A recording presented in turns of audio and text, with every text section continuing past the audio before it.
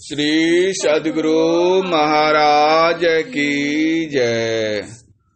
पूज्यपाद महर्षि संत सेवी परमहंस जी महाराज का प्रवचन। परमात्मा इंद्रियातीत हैं। इस प्रवचन का प्रथम भाग। मंगल मूर्ति सतगुरु मिलवै सर्वाधार, मंगलमय मंगल करना विनमो बारंबार।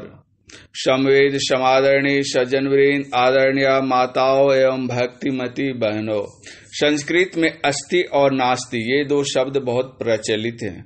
ईश्वर के लिए जो अस्ति शब्द का प्रयोग करते हैं वे आस्तिक, और जो नास्ति शब्द का प्रयोग करते हैं वे नास्तिक कहलाते हैं।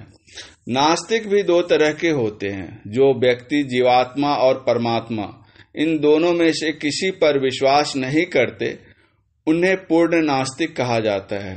जो जीवात्मा को तो मानते हैं पर परमात्मा को नहीं, वे अर्ध नास्तिक कहलाते हैं।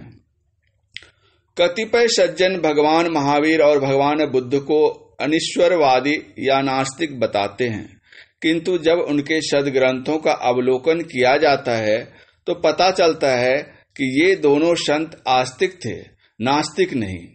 भगवान महावीर ने कहा, आत्मानं विद्धि, अर्थात आत्मा को जानो। महाभारत में लिखा है, आत्मा क्षेत्रज्ञ इत्युक्तः संयुक्तः प्राकृतैर्गुणैः तैरेव तु विनिर्मुक्तः परमात्म मुदातिहृत्यः। जब तक आत्मा प्रकृति में या संसार में बद्ध रहता है तब तक उसे क्षेत्रज्ञ या जीवात्मा की संज्ञा दी जाती है, और वही प्राकृतिक गुणों से मुक्त होने पर परमात्मा कहलाता है। इन बातों को दृष्टि में रखते हुए भगवान महावीर को अनिश्वरवादी कैसे कहा जा सकता है? बौद्ध धर्म के प्रमुख ग्रंथ धम्मपद में भगवान बुद्ध का वचन है, अत्ता ही अत्तनो नाथो को ही नाथो परोशिया अतना व सुदंतेन नाथं लभति दुर्लभं अव अत्वगो। अर्थात आत्मा ही आत्मा का स्वामी है, भला कोई दूसरा उसका स्वामी क्या होगा।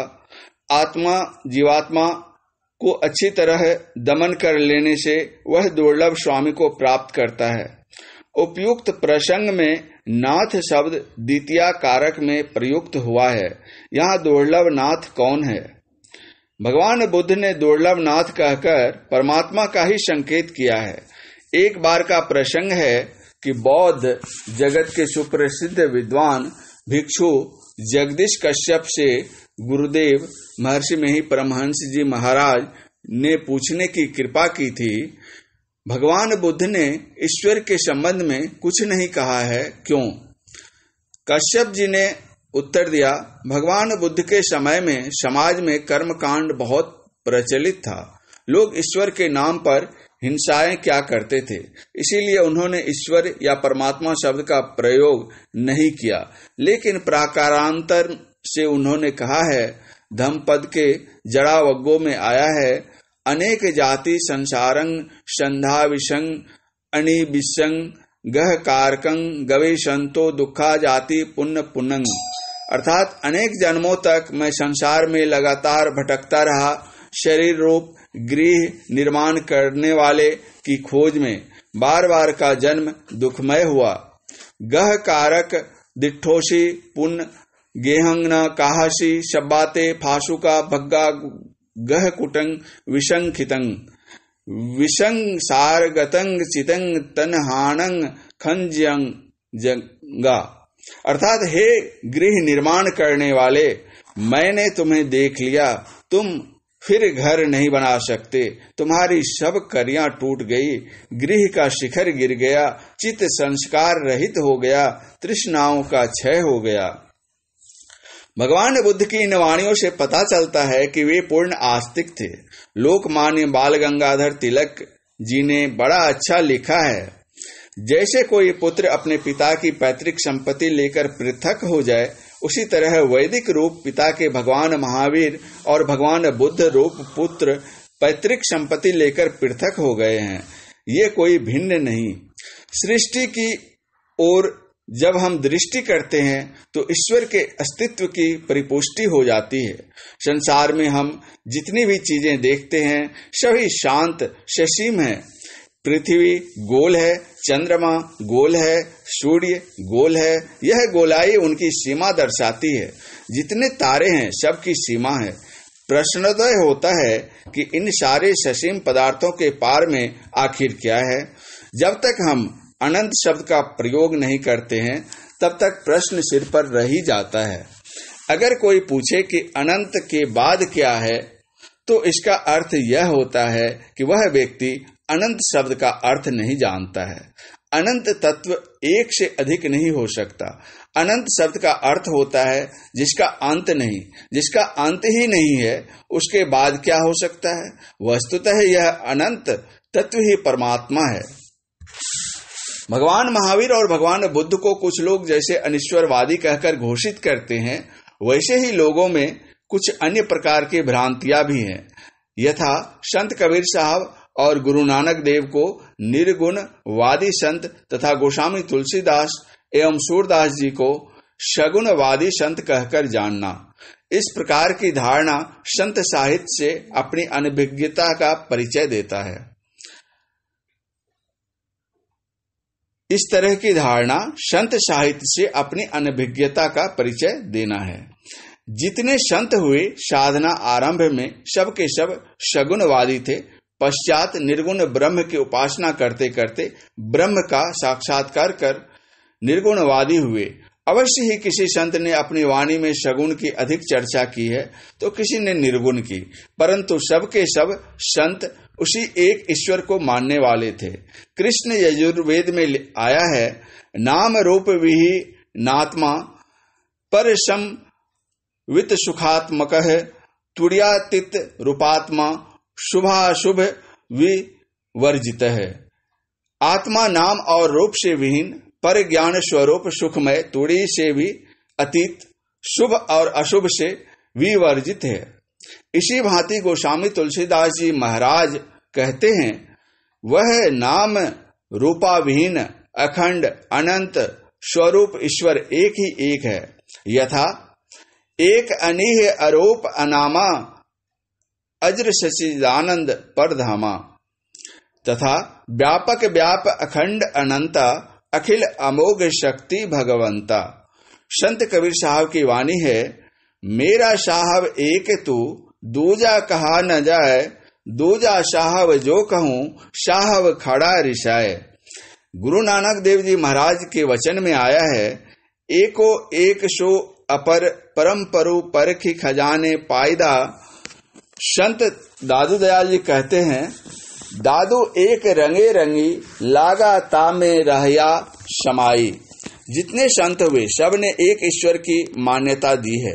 विश्व के प्राचीन ग्रंथ ऋग्वेद में एक मंत्र आया है, एकं सदीप्रा बहुधा वदंती। वह प्रभु एक ही है, लेकिन सदीप्र उसे अनेक नामों से अभिहित करते हैं। ईसाई उसे गॉड या स्वर्गस्थ पिता कहते हैं।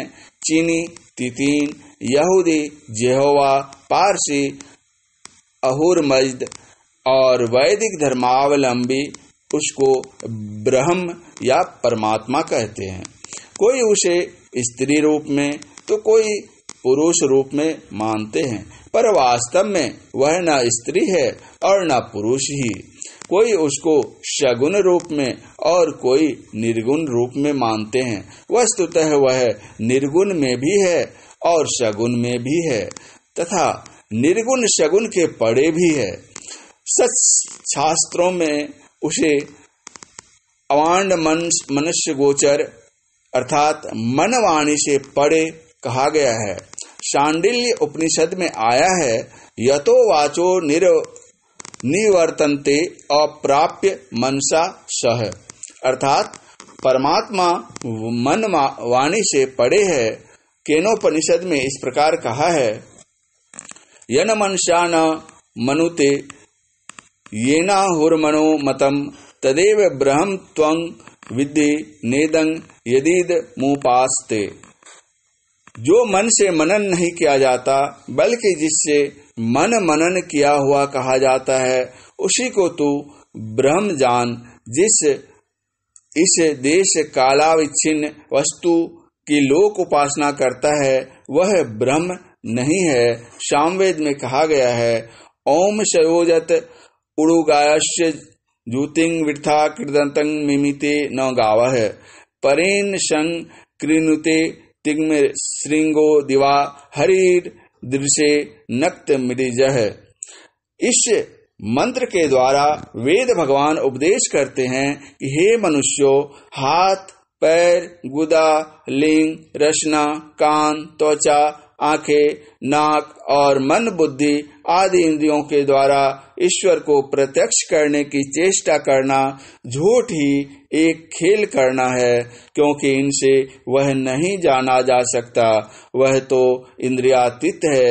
हाँ, वह पूर्व मंत्रोक्त परमहंस योगी उस अनाहत नाद से संपन्न परमात्मा को, जिसकी ज्योति शरीर के बाहर और भीतर चंद्र सूर्यादि अनेक लोकांतरों में तेज और नाना प्रकार की ज्योतियां प्रकट करती है, और उस सोम को जो विस्पष्ट प्रकाश से युक्त होकर दिन और रात प्रकाशित होता है, प्राप्त करते हैं। वेदों उपनिषदों के बाद अब हम लोग अन्यान्य संतों की वाणियों की ओर दृष्टिपात करें कि परमात्मा के संबंध में वे क्या कहते हैं। इस प्रवचन का दूसरा भाग अगले प्रवचन पाठ में। महर्षि संतसेवी परमहंस जी महाराज का यह प्रवचन दिनांक 8/4/2002 ईस्वी को अखिल भारतीय संत मत सत्संग के 91वें वार्षिक महाधिवेशन कटिहार में प्रातःकालीन के सत्संग में हुआ था। श्री सद्गुरु महाराज की जय।